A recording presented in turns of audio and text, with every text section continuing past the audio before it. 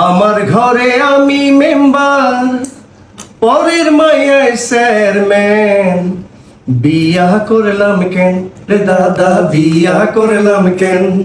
হইলাম আমার ঘরে আমি মেম্বার, পরের মায়ায় চেয়ারম্যান। বিয়া করলাম কেন রে দাদা, বিয়া করলাম কেন? সকালে ঘুম থেকে উঠতে না উঠতে বউ বলবে, ঘরে চাল খুদ নাই, বাচ্চার দুধ নাই, পান খেতে চুন নাই, আমার যে তেল নাই, তোমার আক্কেল নাই, জীবনে আমার কোনো সুখ নাই। ঘরে চাল খুদ নাই, বাচ্চার দুধ নাই, পান খেতে চুন নাই, এক ফোঁটা নুন নাই, আমার যে তেল নাই, তোমার আক্কেল নাই, জীবনে আমার কোনো সুখ নাই। ওরে কত আর সহ্য হয় কানে বউয়ের এই ঘ্যান ঘ্যান রে দাদা, বিয়া করলাম কেন রে দাদা, বিয়া করলাম কেন? হইলাম আমার ঘরে আমি মেম্বার, পরের মাইয়ার চেয়ারম্যান। বিয়া করলাম কেন রে দাদা, বিয়া করলাম কেন? শুধু কি তাই, বিয়ের পর থেকে মেয়েদের হাজার রকমের বায়না। বেনারসি শাড়ি দাও, মারুতি গাড়ি দাও, বাড়ি দাও, চাইনিজে আহার দাও, জীবনে পাহাড় মোড়ে এনে দাও।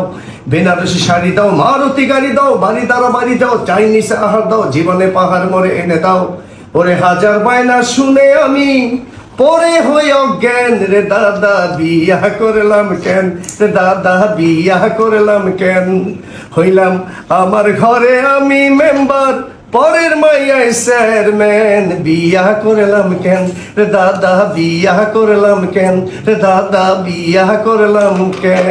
আসলে সত্যি বলতে কি এত ভালো লাগছে, রাত বাজে এখন তিনটা চা। আসলে অনেক ভালো লাগছে।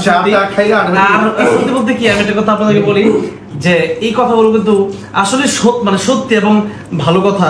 বর্তমানে অনেক সময় স্বামীর উপর স্ত্রীরা কর্তৃত্ব খাটায়, যার কারণে কথাটা বলা হয়েছে যে আমি মেম্বার আর আমার চেয়ে উপরে উঠে চেয়ারম্যান হয়ে যায়। তো এরকম যেন আমাদের পরিবারে না হয়, এগুলো কিন্তু ভালো লক্ষণ নয়। তবে স্বামী যদি স্ত্রীকে ভালোবাসে তাহলে অবশ্যই স্ত্রীর অনেক কথা শুনতে হয়, সেটা ভিন্ন কথা, ভালোবাসার টানে। কিন্তু এই যে কর্তৃত্বটা স্বামীর চেয়ে উপরে উঠে অহংকার করে কথা বলাটা, এটা যেন না হয়, এটা সম্পূর্ণ হারাম। কথাগুলো কিন্তু সত্যি অনেক দামি দামি কথা বলেছে। আল্লাহ যেন আমার দাদার নেখায়া দান করেন। সবাই দোয়া করবেন। আসসালামু আলাইকুম ওয়া রাহমাতুল্লাহি ওয়া বারাকাতুহু।